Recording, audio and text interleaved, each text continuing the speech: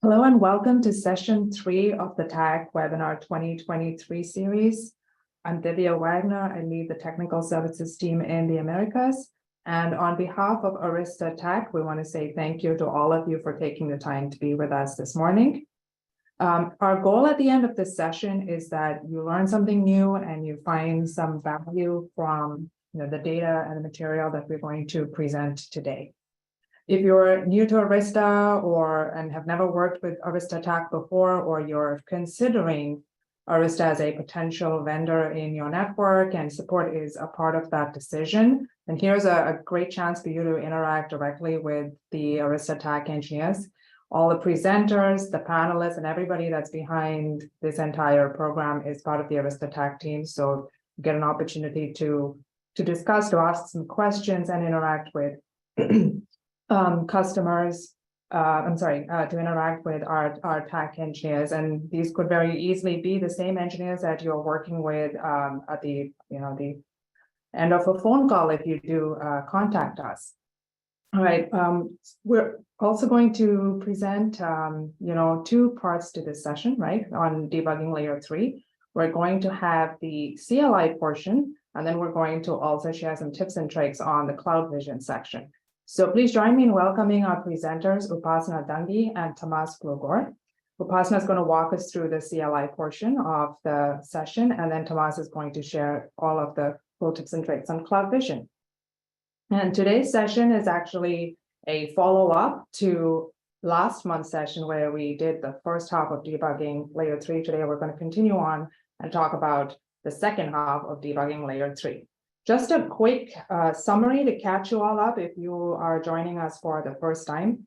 We kicked off the entire series last year in September. We covered a couple of topics, including EOS health checks, upgrades, with some flavor of MLAG involved and so on. Okay, and then this year in 2023, we have already covered debugging layer 2, the first half of layer 3, and then today we're going to wrap it up with the second half of layer 3. We get this question often, so I just want to make sure everyone's aware these sessions are recorded. They're all available. So even if you didn't have a chance to join us for the previous sessions, or if you want to share this information with others in your team, or if you just want to review it for yourself, all of the sessions are recorded. Our recording will be made available shortly after the webinar itself wraps up today. Not only that, we also have all of the collateral that is involved with the webinar, including all of the slide decks, the topology diagrams, some sample configs, and we're also going to capture all the important Q&A questions that come up today, right? And all of that will be made available to you. All of this is available on the Arista Community Central webinar page. Again, you can check the chat, and that's where you'll find that link. It's also on this slide here. During the course of this presentation, there will be commands that are being shown, right? There's going to be the topology and all of that information. Since we're going to give all of that to you, so I'm just letting you know so you don't have to, write it quickly as we go through. All of this is going to be made available to you, so just follow along. The main request that I also put forth right before we started was to make sure that you have a copy of the topology diagram ready to go. If you registered before March 20th, you would have received an email from us with the topology attached. If you have not already downloaded, you can look at the chat. There is a link there. Do take a minute to go ahead and download the topology for debugging layer 3, session 3, because that's going to make your life a whole lot easier. The format for that we've adopted for the 23 series is to actually bring up a network topology that mirrors a lot of what you may have in your networks.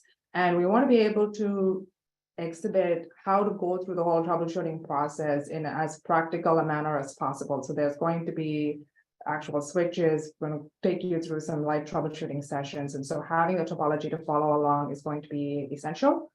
Our presenters will be bringing up the topology and also flashing it on screen at regular intervals. If you want to take a screen capture, that's also an option that's available to you.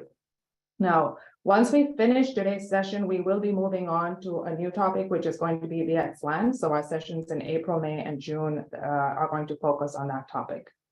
Now, if you have any questions, feel free to post them in Q&A. We do have a number of our engineers who are panelists and will be playing a role in responding to all of those questions. We're going to do our best to be able to wrap up all of the questions. And if we run short on time, then we'll make sure that we note it down and get back to you individually. Okay. And with that, without further ado, I want to hand it off to our presenters today, Upasana and Tamas, to take you over. Okay. Thank you and enjoy. Thanks, Divya. Hello, everyone. Good morning, good afternoon, and good evening. Thank you for joining us today. My name is Upasana Dangi, and I'm from the Arista TAC team. I'm based out of California. For today's session, we are going to go through some common issues that are seen in Layer 3 networks. And what we're going to use is the scenario basically to explore some helpful commands that can be used to verify routing states and also learn how to trace the path of the packet in the data plane. Essentially, what we want to do is go hop by hop till we can narrow down the point of failure.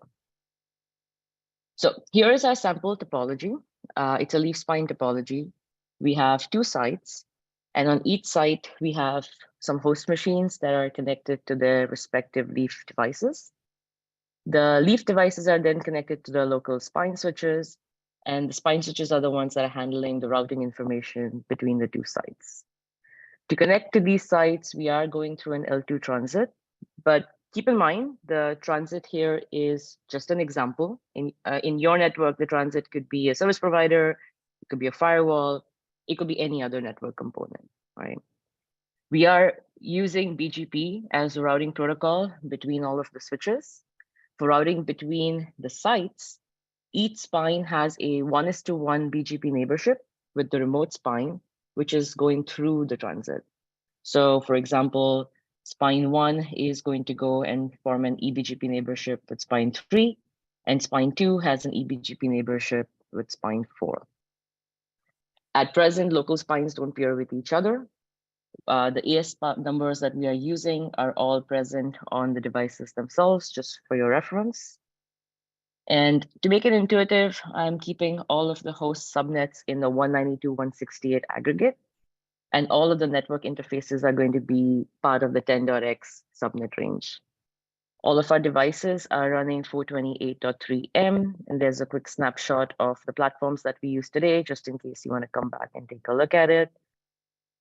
Once again, just want to remind you that we have posted a link to this topology in the webinar chat. So please download it so you can follow along with us during this session. All right, so let's get into today's problem statement. We have received some reports of host connectivity issues, but at this point, we don't really have any additional details. So to begin our troubleshooting process, the first thing we need to understand is our scope. This actually helps us narrow down which network component could be causing the issue. So I've done some surveying for this network, and I found that the connectivity issues that we are seeing is mostly between the 2 sites, but local host traffic is fine. So just based on this information for now, I'm just going to assume that the hosts are not the problem here, and we are going to continue to troubleshoot the network. Also, the connectivity issues that we are seeing, it's random, where sometimes the applications are able to connect successfully, and sometimes they are not. To have something tangible to track, I'm going to be using 2 sample hosts where we have confirmed the problem. So we're going to use host 1, which is 192.168.100.2, and we're going to use host 2, which is 192.168.200.2. And also to save us some more time, I've already validated that there are no adverse drops in my network in the layer 1 path between the 2 hosts, such as layer 1 errors, congestion, or CPU drops. We did actually cover all of the necessary commands for this in our 2022 webinar, which I have also linked here. And I would definitely recommend looking those up after today's session, because it's just going to help you spot any immediate red flags in your network. So coming back to our topology for today, since nothing immediately is standing out, we still have to narrow down which network component is contributing to our problem. And so to do this, we are actually going to have to follow the path of the packet and also perform some additional layer 3 checks to figure out where the problem is. Just for the sake of this demo, I have pre-recorded the CLI steps that we will be going through, and I'll just walk you through them as we go along, right? So to start our investigation, we are going to first begin at the source. I'm going to first check the connectivity between host 1 and host 2 with a simple ICMP test to see if there are any losses. So with that, let's try to ping the destination host 2, which is 192.168.200.2. I'm just going to give an arbitrary interval and send about 10 packets. So here I can see that my ping test is working, and I'm not really seeing any packet loss. But this does not mean that the network is fine. It just means that whichever path in the network the ICMP packet hashed to is okay. I just want to point out that Arista does use flow-based ECMP hashing by default, which includes source and destination IP, source and destination port numbers, along with protocol to generate that entropy. Since ICMP traffic does not have port numbers, it's always going to use one link in that ECMP path. So if I want to make my flows take multiple paths, I'm going to need some application traffic. Since at present, my applications are not running any active traffic on them, I'm just going to use telnet. Let's say we're going to use port 50,001 to emulate the TCP traffic needed. Even though each telnet session is using the same destination port, the source port is going to be chosen at random. So that still sort of gives me that entropy I need to test various ECMP paths in my topology. So with that, let's try to test the connection again to host 2, this time using telnet. So I'm going to try that to 192.168.200.2. Let's try it on port 50,001. All right, so this one seems to be hanging. I'm not getting any feedback from host 2. It could be because what host 1 sending out is not being received or processed, or the same thing is happening to the reverse flow. All right, so let's try a few more tests to see what we find. This one worked. I mean, I'm getting a connection refuse. That's just because the application's not listening on this port at the moment. But the fact that I'm seeing something here means that the bidirectional TCP handshake is able to form between the two hosts. Let's try one more. This one seems to have hung again. All right, this one worked. So based on this test, what we've confirmed is that some TCP flows are making it through and some are not. Now, in last month's webinar, we already covered the use of UDP traceroute, which is a pretty useful command to have when you want to narrow down points of failure, especially in these kinds of scenarios. But since we've already covered this method, today I thought we'll take a look at an alternative approach by tracing the physical path of the packet to narrow down the device. All right, so given that our ping works, we know that our gateway connectivity is fine. So let's move up a layer to leaf 1. Just from our diagram, just for reference, this is the device that we are going to focus on. Now, on leaf 1, if you wanted to find out how a particular packet is being routed and what are the next hops, you can use the show IP route command to be able to see this information. And from here, what we can see is that we have a two-way ECMP coming in from the spine. It's coming in through EVGP. And if you look at the prefix, we are getting an aggregate /16 from the spines. That should be okay. To confirm we're actually getting it from the spines, you can always use LLDP neighbor. So here we can confirm we have spine 1 and spine 2 connected to our next hops 5 and EV2. For any BGP route, if you wanted to see more information about that prefix, you can always use the show IP BGP command. So in this case, I'm going to do this for 192.168.0.0/16. And I'm just going to add that detail there. I'm using the /16 because that's what I'm getting from the spine. You can get more specific if you want to. When you look at this command, you see a whole bunch of information show up. A lot of the information is about the prefix attributes like the AS path, origin, metric, local pref, and a lot of other information. You can also use this output to see the routes advertisement information as well. So let's take one as an example from Spine 1 and just walk through what this means, right? The first part in this output, that is the next hop that's advertised in the BGP update to us. In our case, it's 10.1.1.1. The second output, that is the actual IP of the BGP neighbor with which we have established a session, which for us is Spine 1. And that value in the brackets, that's just the router ID of my neighbor. For me, I have Spine 1 configured as 10.0.0.1. Since this is an eBGP neighborship, you might see that the next hop and the neighbor IP is going to be the same. That is fine. Some more details that we can see in this output is it's telling us that we are receiving an aggregate. This is the aggregate for the /16 that the spines are advertising to us. We can also see that this is part of an ECMP set, which is what we also saw in show IP route. Another thing that's useful over here is the received age on the prefix. This is pretty important because it tells us if the route has been or not. In this case, the route has been pretty stable. It's been stable for about 11 days now. So let's take a look at that. And if it hadn't been that stable, basically I would have used show event monitor route in order to understand, if there are any routing loops in my network, or if this route is constantly being added or withdrawn. As we have covered in our previous webinars, the event monitor feature can be extremely helpful in debugging. So I would definitely encourage you to refer to those sessions for how you can actually use it to troubleshoot your network. Now, since we're talking about the route age, if you want to see the route age of all the routes in your routing table, and not just the routes that you have received through BGP, as we saw in this output right now, you can also make use of the show rib route IP command.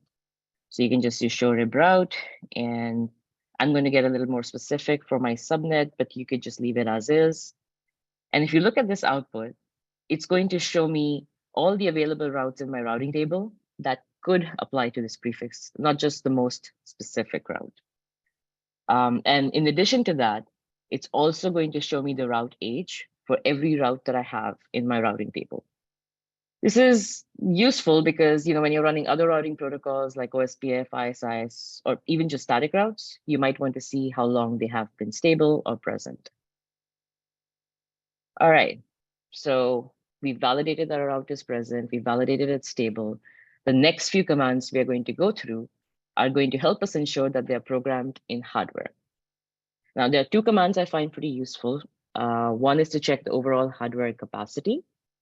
This can be done through the show hardware capacity command. So let's actually run that on our box.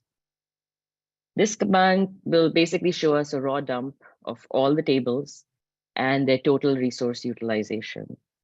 It covers a whole bunch of features. Could be unicast routes, multicast routes, access lists, service policies, and direct flow, and just a whole bunch more, right?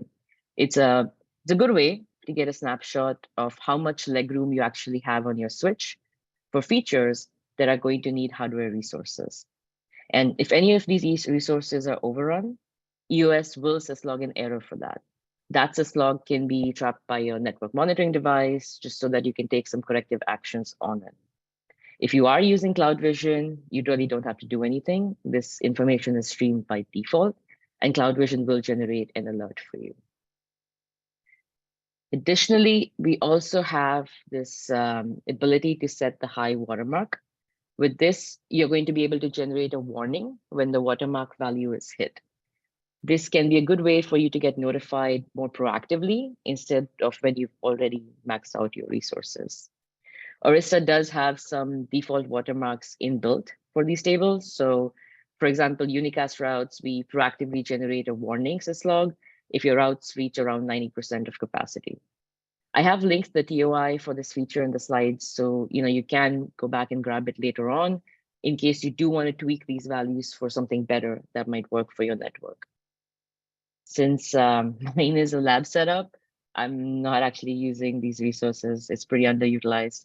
So I think we should be good and we can move on to some other checks.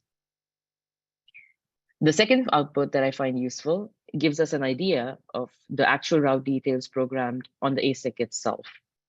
If you remember, we ran show IP route for the destination IP. This command just basically provides us with a software state for our destination IP. In order to see the actual hardware state, each Arista platform has a specific command to see what we will program on the ASIC. This command is tied to the chip family, so there is going to be a platform level dependency. At the end of the slides, I have linked all the corresponding commands for Arista platforms. But for today, we're just going to use what applies to our leaf 1 switch, since that's what we're using. The leaf switch that I have is a 7280 R2 device, and you can see that on your switches just through show version. So if you see it's a 7280, just for reference, all of the 7280, they come in R, R2, R3 series. They all are different generations of the Jericho chipset, but they do all have the same command that you can use to see this hardware route information. The command that we are looking for is show platform FAP IP route. Now, you might be wondering what the word FAP means here. This is a keyword that's a generic term that we use instead of having to specify the actual generation of the chip. So you don't have to keep using different statements for different models. We're just going to do that work for you.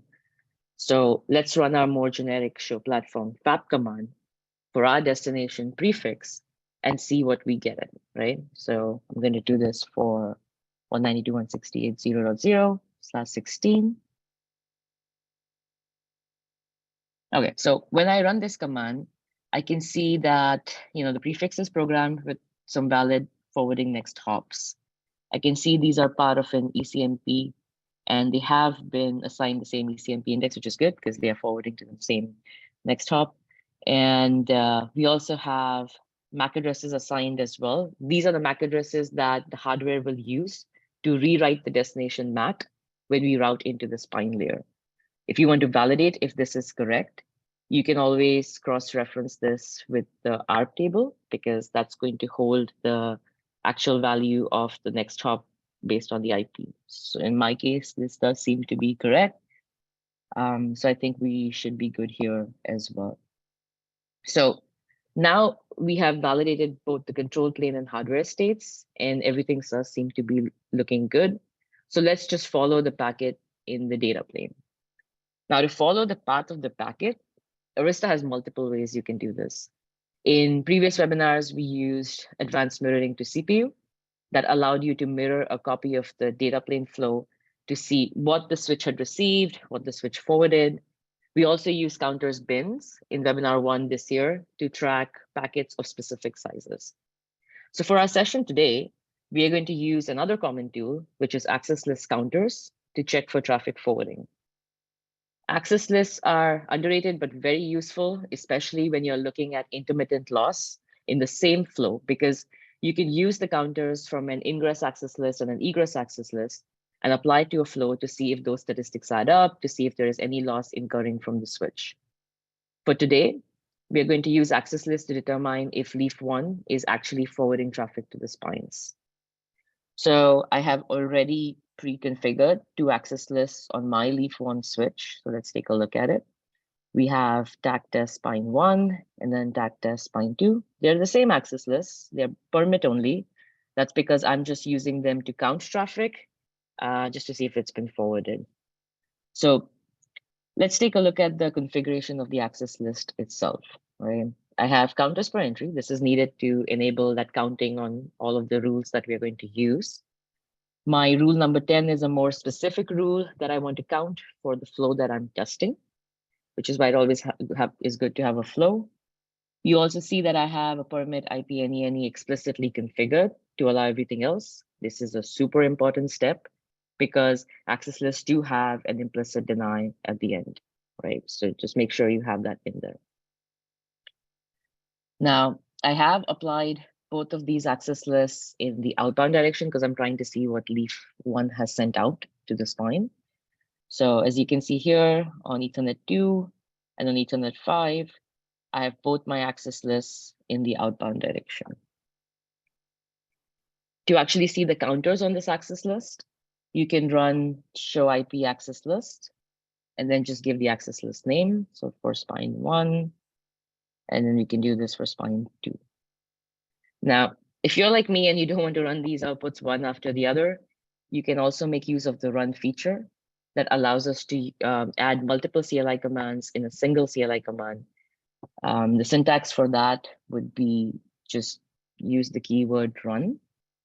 And then you can add the first command, which is show IP access list for spine 1, delimit it to the second command, which is the same thing for spine 2. And voila, now I don't have to run these commands one after the other.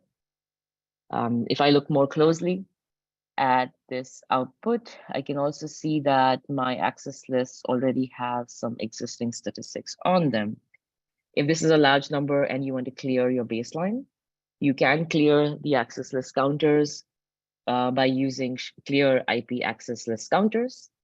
And you can be more specific. You can just give your very specific access list. So I'm going to do this for the spine 1.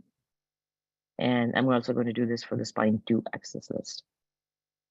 In case you wanted to clear counters just for the session you're on, you can do the same command and add the keyword session. So this basically is going to keep your overall stats the same and just clear it for that CLI. All right. So now that my access lists are cleared, let's confirm our baseline is reset. That's good. And now, so that I can do my testing in peace, I'm just going to do a watch diff here so I don't have to keep running this output. So with all this set, we can go to the host and redo our telnet sessions. So let's restart these sessions again, shall we? Okay, so the first telnet didn't work. From the access list, we can see it hit spine 2. Let's try another one. This one worked. This one seems to be going to spine 1. The next test, let's see, it didn't work. Based on the timestamp, it is going to spine 2. Let's do one more. This one worked. Again, based on the timestamp, I see this is going to spine 1. All right. So we've learned 2 things here. 1, that the leaf is able to send packets to the spine layer. And 2, the working sessions over here, they seem to be hashing to spine 1 in that ECMP. And all of the non-working sessions that we've tried are hashing to spine 2. So with this, I think I have isolated a potential point of failure, which looks to be spine 2 at the moment. So I can move my troubleshooting directly to spine 2 and check its routing state. For reference, spine 2 is the switch over here in our topology, and that's where we are going to focus. So going to the spine 2, I'm going to quickly run show IP route on it just to see what spine 2 sees as the next hop for my destination IP. Now over here, what I'm seeing is an auto-generated aggregate route and nothing specific. This aggregate is generated because my spine 2 is configured to aggregate the leaf subnets, the whole 192.168 network. And we can confirm this by checking the running config for router BGP. I have that aggregate statement in there that's creating that aggregate route. But what I had really expected to see was a more specific route coming in through spine 4. So my spine 2 can route my traffic to site 2. I'll try to see the same output on spine 1 just to see what spine 1 is seeing. And so let's run the same IP route to host 2, which is 192.168.200.2. Here I can see what, this looks a little better. I can see the /26 coming in from spine 3, which is 10.13.13.2, coming on ET1. And we can always look at the LLDP neighbor information. It confirms that this is the interface going to the transit. So this probably is why stuff going to spine 1 has been fine so far. So with this, it looks like our problem is probably localized to spine 2 and 4. So I'm just going to move our focus there. And since I wasn't actually seeing any routes, step one is to see if my neighborship is up. In order to see the neighborship states, you can do show IP BGP summary. And here I can see that my neighborship is established, but there are a few red flags here. For starters, if you look at the timestamp of the uptime, it seems extremely recent, just like 16 seconds ago. Compare that to the 11 days of stability on the leaf neighborships, that does seem to stand out. Another thing that we can see here is that the prefix received is 0, and that definitely is a red flag. I do not expect that to happen, right? So what I'm going to do is also run the same output on spine 4, just to see what it's seeing. And it looks like it's the same behavior on spine 4 as well. Now, to save us some time, I've already done the job of validating if all my routes are correctly configured in BGP, no route map issues. And so ideally, they should be advertised correctly and received correctly by the spines. So which means that we do need to dig a little bit deeper here. Since this timestamp is recent, let's actually take a look at the syslogs to see if this BGP neighborship has been flapping or has it just been recently brought up. So let's do show logging. I'm going to trim it to the last hour, and I'm going to hunt for this particular neighborship. Okay, so scrolling to this output, it does look like my spine has been flapping for a bit now. And as I look at it, we can see that there is a certain pattern that emerges because this flap is pretty deterministic. If you see the timestamp, it's flapped at 6:07, but then it flapped again at 6:10, and then again 3 minutes later at 6:13, and then at 6:16, and it's just been doing that all along. The error that we are reporting is that the hold timer seems to have expired. Now, hold timer expiry basically just means that the BGP instance did not receive any periodic keep alives for the duration of the BGP hold timer. By default on EOS, the default hold timer is about 3 minutes, which does match the timestamps that we are seeing in syslogs. So moving our troubleshooting to the neighborship, we can get more information about the neighbor through the show IP BGP neighbor command.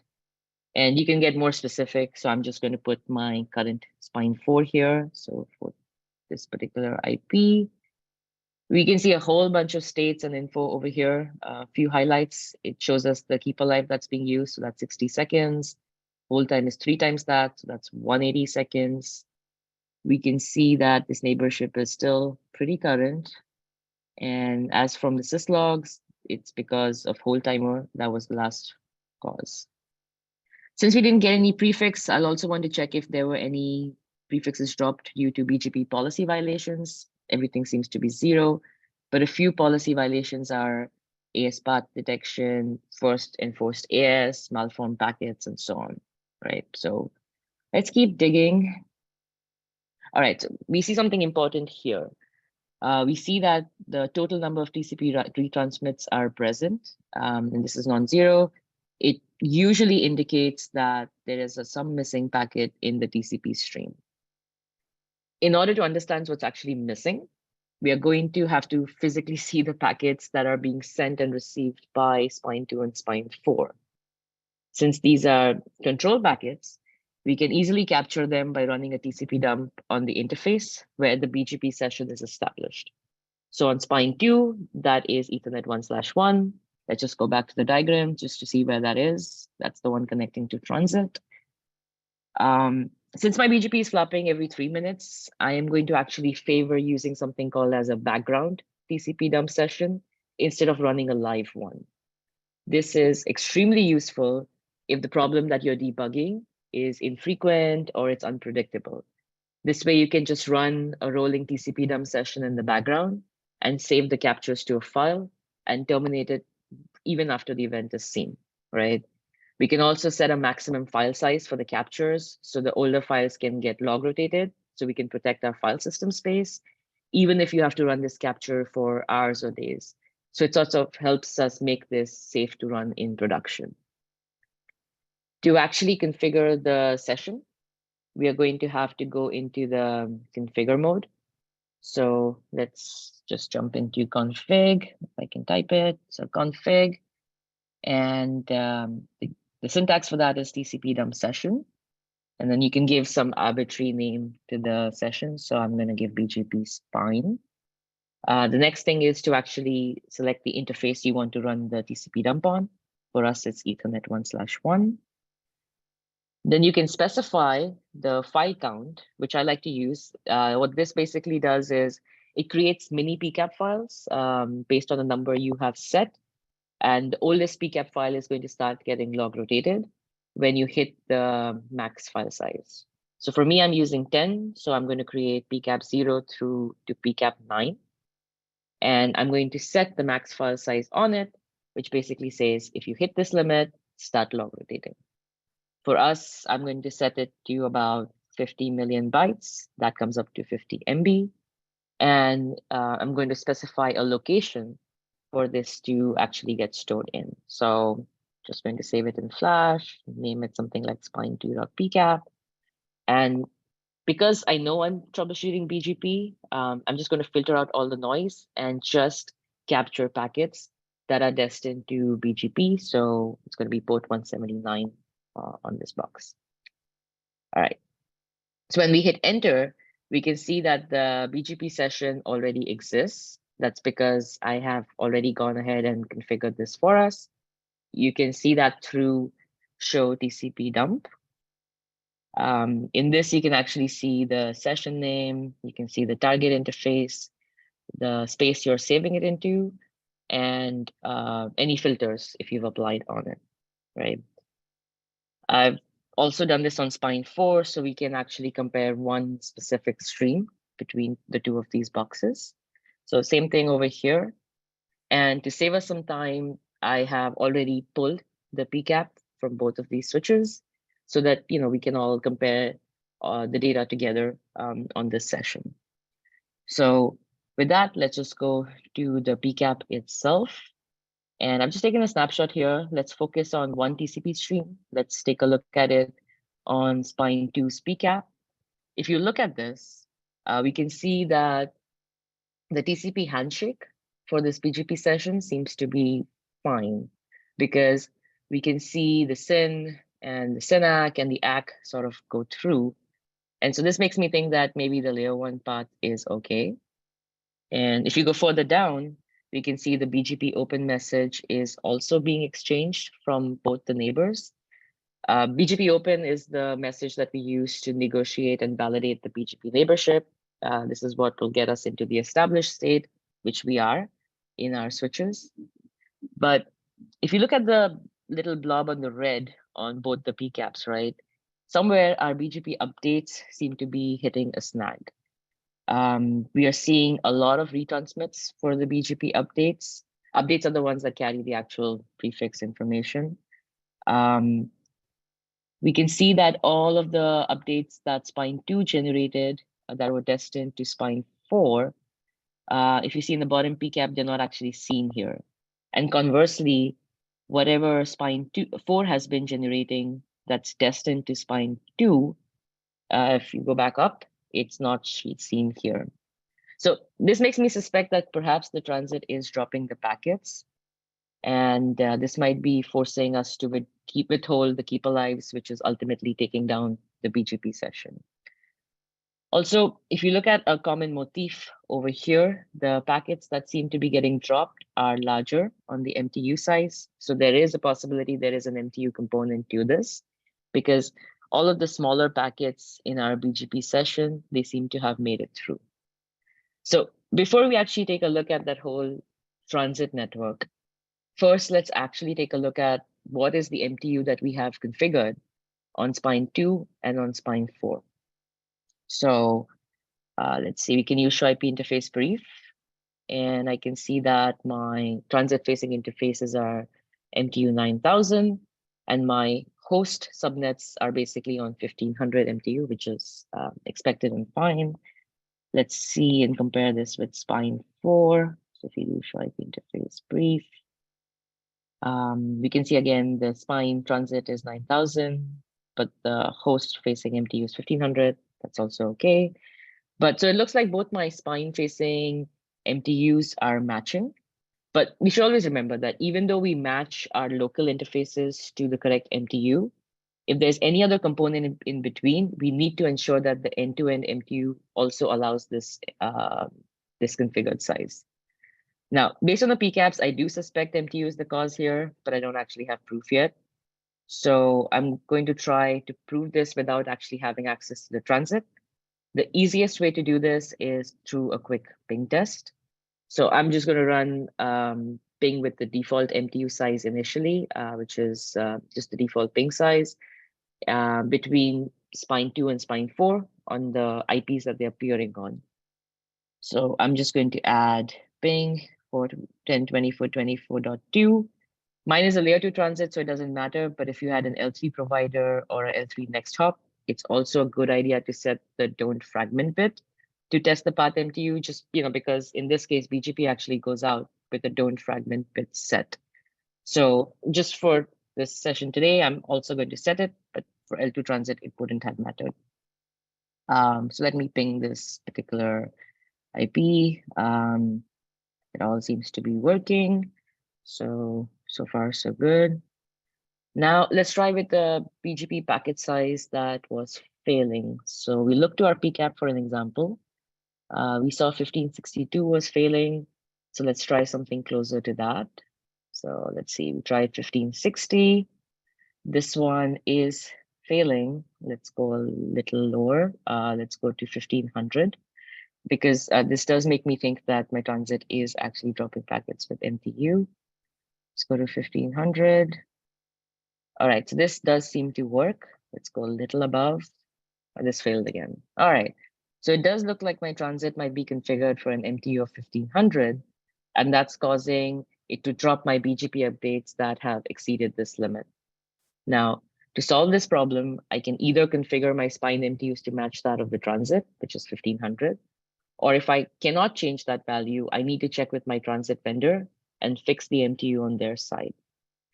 So for this lab, I'm actually going to fix it on the transit so we can check if the larger packets can actually make it through. So let me go and work that transit magic. I'm going to just fix it on the transit side. And let's see if this made any difference at all to our BGP neighborship, right? So once the transit side is done, on our switch side, we can run the same show IP BGP summary command to see the neighborship statistics. The quick stats. All right, nothing has changed yet, but let's give it some time. Okay, so now everything else is the same, but I am seeing the number of prefixes received has come to a value that I expect in my network. I'll do the same thing on spine 4. Okay, so they both seem to be seeing routes.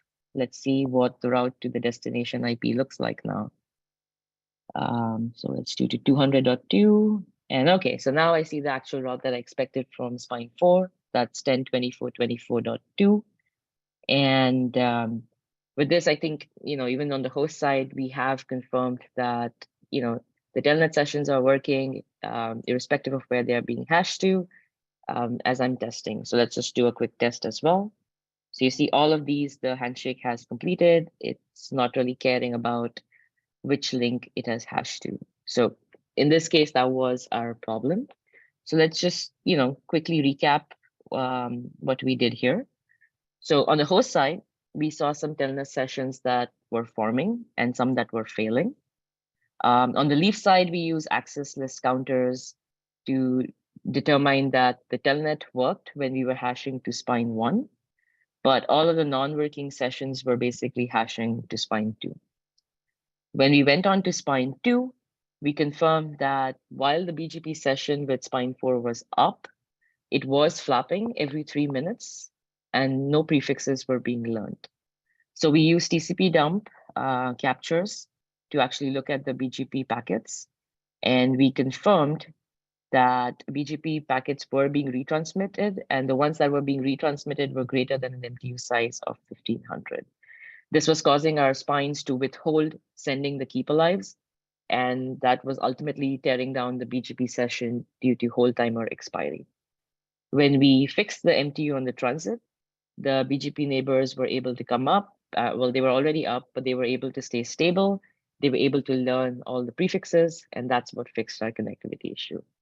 I've also put a list of the commands that we ran today just for a quick snapshot reference, so you can use that later. Now, one thing to note here is that if my number of network prefixes were low, I might have actually not even hit this issue if I was initially bringing up this network. This could be something that could slowly creep in to my production network if my learn prefixes suddenly increased, right? Like EVPN neighborships, where you can suddenly have a whole bunch of routes that you will learn. Now, additionally, today we discussed this from a BGP perspective, but this is actually very common also from the data plane perspective, because if my host side MTU was also greater than 1500, then at the application flow level, I would see degradation, which would sort of look intermittent to the user. This is because the smaller packets in my flow probably would get routed successfully. But then when I had larger packets, they would start to get dropped. And so it might just look like, like the host applications were just hanging midway, right? From the TAC side, this is a very common scenario that we see in VXLAN environments because, with VXLAN, we have to account for the additional VXLAN header, just because the VXLAN headers are marked by default with do not fragment. So typically it is recommended to increase the VTEP uplinks to a higher MTU to sort of accommodate this extra header size. But here, even if we put the correct MTU on the VTEP, if we do not confirm the end-to-end path between the two VTEPs is allowing that MTU, you might start to see intermittent issues, same ones that I mentioned for the host networks, right? So that is why, from our side, we always recommend that if you are changing your MTU size, just run an end-to-end ping test with a don't fragment bit set for the highest MTU that you have configured on that particular path, just to make sure it makes it through. So that way, after your initial setup is online, you don't see any random unexplained issues later on in production, right? So this sort of ends our CLI portion of the debugging. I hope that was helpful. I have linked some of the helpful articles and commands for various platforms over here for your reference. But with that, I'm going to hand it over to Tomas, who's going to walk through this scenario just, from the Cloud Vision point of view. So over to you, Tomas. Thanks, Upasana. That was a great demo. So hey everyone, my name is Tomas. I'm from the EMEA TAC team, and today I'm going to show how useful Cloud Vision can be to troubleshoot such scenarios. In case you have missed our previous webinars and you're new to Arista, Cloud Vision is our multifunctional NetOps platform that you can use for real-time telemetry, automated network deployments, including zero-touch provisioning, network-wide upgrade orchestration, compliance and risk assessment, and many more, both on-premise and in the cloud as our SaaS offering. So let's get started. I'm using the same topology as Upasana and would like to state the problem description again. So we got a ticket from our apps team saying that one of their applications is having trouble communicating with a client, but another app is working just fine. And they have identified the two flows. The working flow is sourced from 192.168.100.2, which is host 1, and destined to 192.168.200.2, which is host 2, and using TCP 60001. The broken flow is between the same two hosts, but it's using TCP 50,001. They also said that ICMP works fine, but SSH and other UDP TCP-based apps don't, and they've noticed that this was a while ago at around 2:05 p.m. And as we've shown in previous webinars, flow tracking can be really useful for initial troubleshooting. So I've also made this video to not rely on the demo god. So let's go to Cloud Vision and see how that can be helpful. So if we access the topology page, we can see our network here. We can see our two leaves. We can see our 4 spines. we can see the two hosts, and we can also see the transit. And we would be also able to access the list of flows at the time our colleagues were trying to access the application. And since we store historical data in NetDB, we can go back in time to that specific time range and see how the flows look like, which is super, super cool, as you won't need to ask your app team to run further tests at this stage. Otherwise, you'd have to ask them again and look at how things are happening in real time. And of course, you can do that as well, but it's really nice that you can go back in time and check the network state and flows at that time. So let's just go back to 2:05 p.m. And to do that, you can either use the slider in the timeline at the bottom of the page and drag it to 2:05, or we can also use the time picker, which might be easier, and then select 2:05 from there. And then after we've done that, we can select a time range. So for instance, we could select 30 minutes in this case, let's say, and hit apply. And so now if we click on the flows on the top right, we can see here all the flows that the switches are streaming to CloudVision, and we could check those two flows that our colleagues were talking about. So first, I'm going to check the one that is working, which is when host 1 talks to host 2, and the source and destination port is TCP 60001. So if we click on that flow, as we can see, host 1 is able to talk to leaf 1, and then leaf 1 is able to send the traffic to spine 1. And then in this case, the traffic is getting hashed to spine 1, which then goes to the transit, lands on the other side of spine 3, goes down to leaf 2, and finally ends at host 2. So now let's take a look at the other flow. If we click on back to flows list on the top left, and then select the second flow that uses TCP port 50001, we can see from here that host 1 is able to talk to its gateway, which is leaf 1. And then we can see that leaf 1 hashes that traffic to the other spine 2. However, after this, we can see that everything stops. And on the CLI, Upasana showed us how access lists can be super useful to understand which spines is the app traffic getting hashed to. Now we saw how streaming flow tracking to CloudVision and using topology flows can help us achieve the same. And you just need to click on the flow and then see at which hop the traffic stops. Note that this is a very small topology just for the demonstration purposes, but at scale, this can save you tremendous amounts of time to find the flow of the path, as opposed to having to go hop by hop. And now that we saw where the flow stopped, let's take a brief look at the routing tables. So we can either go to the device page, which you can select from the top, or you can also click here on the device and then click on the device overview hyperlink on the left pane. And then you can go to the IPv4 routing table. As in this scenario, we're using IPv4, but you would do the same for IPv6 if you'd use IPv6. So going back to the IPv4 table, here we'd want to check the destination subnet, which in our case is 192.168.200. And we can see that it's actually missing. So we are not learning it from the remote end. And if we check the other spine 1, which you can select from the top, we can see that this has the prefix installed, which is why we don't have issues when the traffic gets hashed to this link. You might have noticed that if you switch between different devices, let me switch back to spine 2 here, and then to spine 3, then you can see that the filter actually persists across these devices, which can be helpful when you want to check the same filter across multiple devices. Otherwise, you can remove it and look at the other routes or filter on some other prefixes. And now before we move on, as a side note, I just wanted to show here that when you look at the next hop, so for instance, if we click on this next hop IP, you can actually see to which device that IP belongs to. So if I click on 10.13.13.2, it goes to the endpoint search page, and then you can see from here that this one is actually belonging to spine 3. So now that we have that, let's go back to spine 2. Why are we not learning that prefix of the destination host subnet? So let's try to do some more detective work here. So the next thing I do is to check my BGP states that we can do in a few ways. We can, for instance, look at the BGP tab under the device page. So if we click there, then that has some good information. However, today that might not have all the necessary information for every scenario.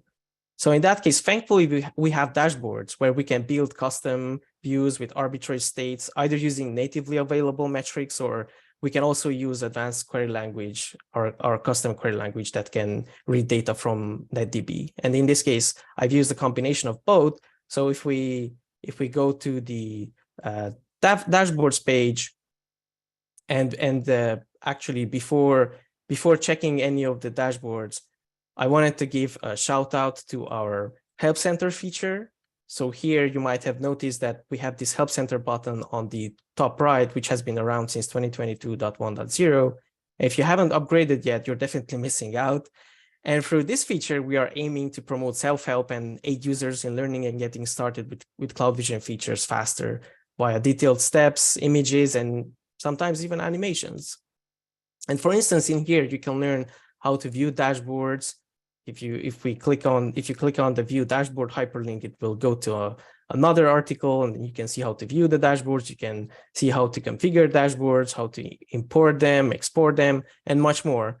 And it's pretty useful. You have also AQL in here. And we are working on adding a Help Center on each and every page, and your feedback is very welcome, which is why we have this feedback button on the top right that you can click on and leave your feedback with us. All right, so let's take a look at these dashboards, shall we? So I've made a few dashboards. I've labeled them with Palantiri, so some Lord of the Rings Easter eggs for you there. And if we click on the BGP states, I've built these dashboards that contain a few information. For instance, it has the BGP session status, and this one shows you the session status for all the spines and leaves. In this case, we have 12 sessions, and I also built something similar to show IP BGP summary, which is this other table, BGP session details in the default VR for all devices.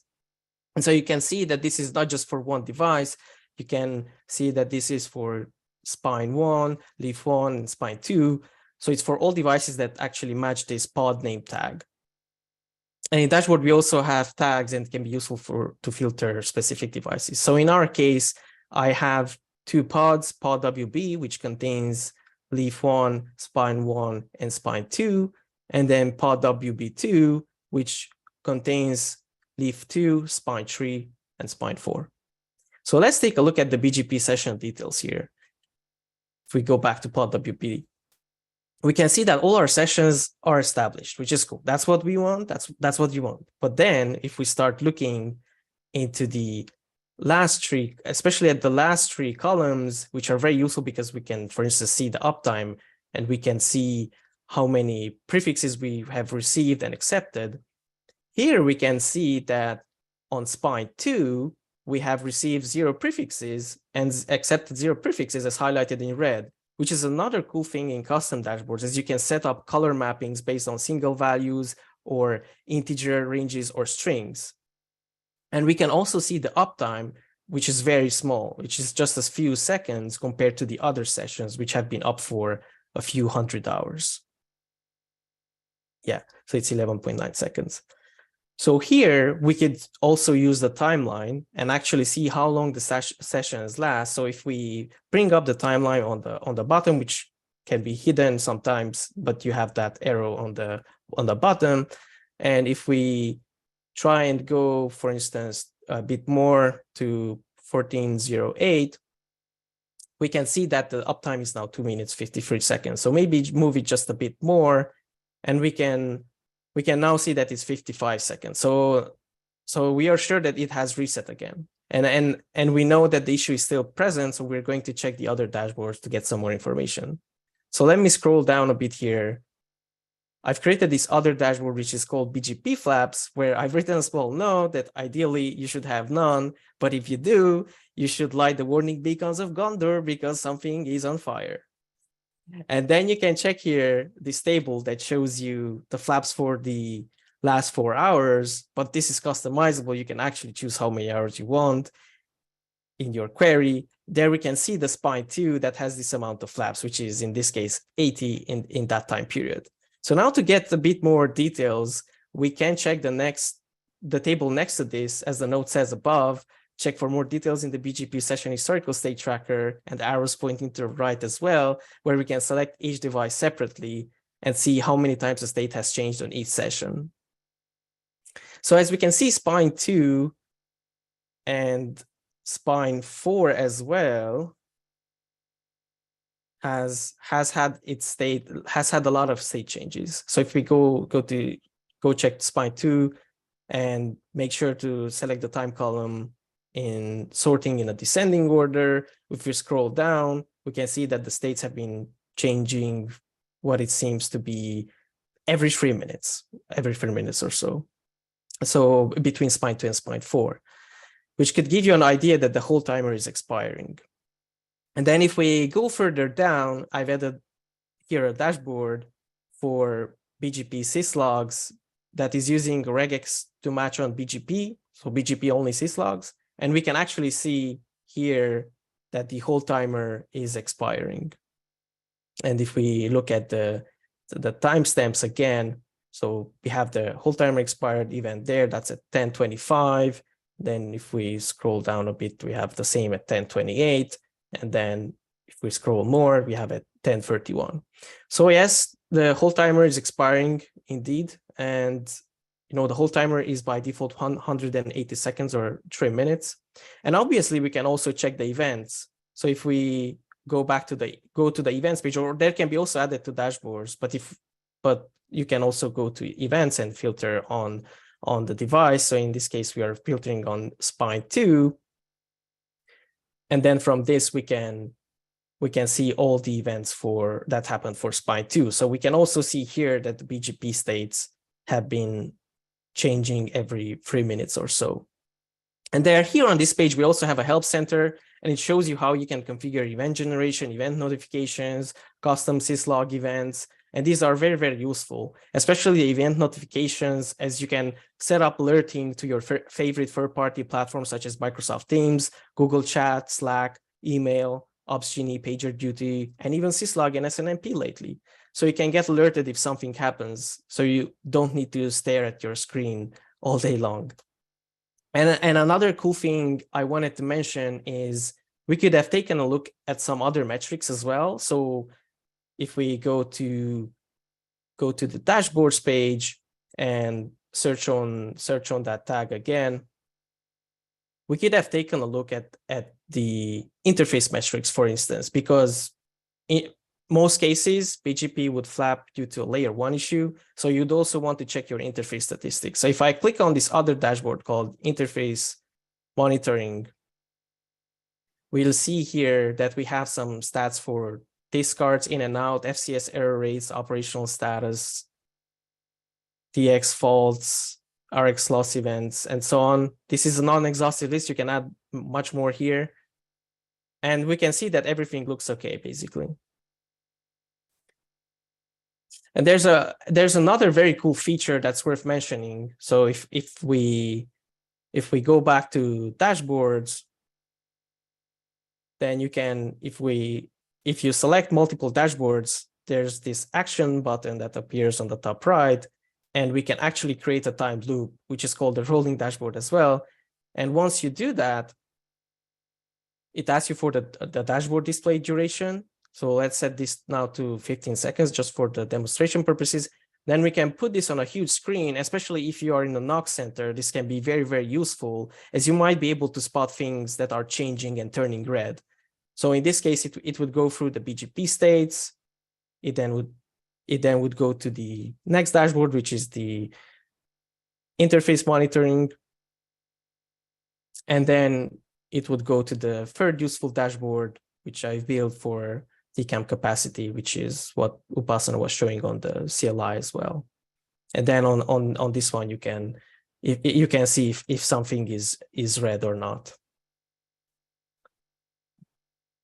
So now that we've gathered all this information, we should have a good idea of what's going on. And as the next step, we would now go and take a packet capture as Upasana did, or run some ping tests to check the MTU on the CLI. We could also actually do some more cool things here with change control actions, and you could initiate some some ping tests from change control actions. That can be very useful in many situations, as we've seen in previous webinars. And with that, our demo ends. Hope it was very useful and informative. And before handing it over to Nile, just wanted to mention that we've also added some helpful articles and some more screenshots of the slides as well, but we'll have the recording ready for you to watch it again at your own convenience. But if you have any questions, then please do reach out to us. Back to you, Nile. Thank you, Tomas. Hello, everyone. This is Nile Parekh. I am one of the managers in the technical services team based out of California. First of all, thank you very much, Upasna and Tomas, for the deep dive and covering this topic in such good detail. There were some really great technical pointers that we touched on, and I hope this session was useful to everyone who did attend. As a reminder, the recording of this webinar will be uploaded at the same spot on the Arista Community Central, along with the configs, topology, and all the good discussions that we are currently having on the Q&A chat. Now, moving on to the announcement for the next Arista TAC webinar, the fourth session of the 2023 series is scheduled for April 26th, same time, 11 a.m. Eastern. After doing a deep dive on layer 2 and layer 3 debugging topics in Q1, we are now shifting gears. We are prioritizing the feedback that we received from all of you, and we will be focusing on some more concrete technical topics. We will now get into the exciting world of VXLAN debugging, focusing on the traffic flow through a VXN fabric and all the intricacies in troubleshooting that. I would say please do share the registration link with your colleagues and others within your network who might benefit from these sessions. It will be the same link and it will be the same webinar login. Also, I would, of course, highly recommend people to join in live, as we have another set of great speakers eager to walk you through this very popular topic of interest around VXLAN. I did want to do one quick plug. There is a short feedback form which is linked in the chat here. Please take a few minutes to share your thoughts. We are always keen to hear feedback. We would want to know if this was useful, what we could do more, what we could do differently, and your feedback plays a huge role as we plan the future sessions. And for people who have been providing feedback, thank you. We very much appreciate that. This encourages us to keep putting together more troubleshooting scenarios that is going to be beneficial to all of you. And I see some open questions, so I'm going to keep the webinar open for a couple of more minutes as the Q&A is still ongoing in the background. We do have an excellent panel here, so continue to post your questions, and we will keep this on for a couple of minutes for things that have not been answered yet.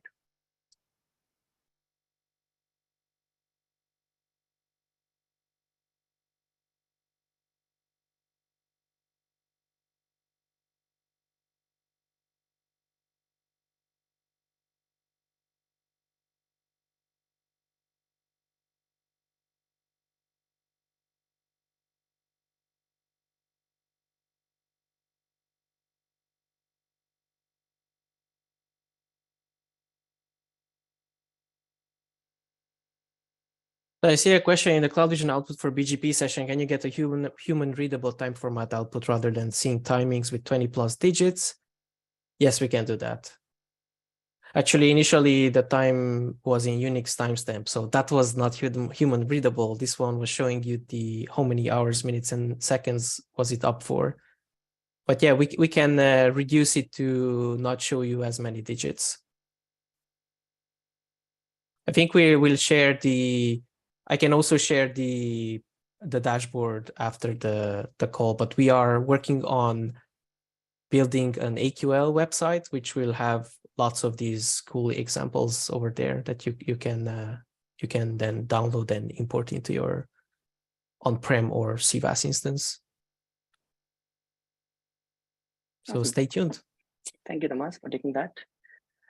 All right, everyone, we will go ahead and start wrapping up in a couple of minutes. We are almost done with the questions here, but if you do have any follow-up questions or if you missed something, please do reach out to us over email and we'll be happy to engage anytime. We will have all the content and Q&A available on the same Community Central page within the next 24 hours, and you can expect an email update from our team when that's ready. Please do leverage the recording if you want to revisit the content and share it with others in your team who might have missed the live session. Just going through the open questions here.